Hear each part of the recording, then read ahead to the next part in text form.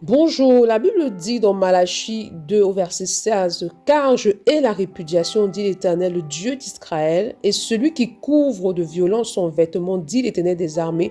Prenez donc garde en votre esprit et ne soyez pas infidèles. Lorsqu'on parle d'infidélité ici, c'est parce que l'Église est appelée l'épouse de Christ. Et lorsque l'épouse de Christ, c'est lorsque le chrétien pas commettre le péché, lorsque par exemple tu demeures dans le péché ou que tu fais des choses qui sont en désaccord avec la parole de Dieu, alors tu es infidèle aux yeux de ton époux céleste. Il dit celui qui couvre de violence son vêtement, c'est-à-dire celui qui tache sa robe, celui qui demeure dans le péché. Quelle est la couleur de ta robe? Est-ce que ta robe est entachée ou est-ce que ta robe est toujours blanche? Lorsqu'on parle d'une robe blanche, lorsque tu marches dans la sanctification, dans la consécration, alors que lorsque tu demeures dans le péché, alors ta robe est souillée. Il ne faut pas oublier que Christ revient bientôt. Et le Seigneur Jésus revient pour chercher une épouse qui s'est gardée pure, une épouse qui a su garder sa robe blanche. Seuls ceux qui ont gardé leur robe blanche pourront être enlevés, pourront partir pour les noces de l'agneau. Quelle est la couleur de ta robe?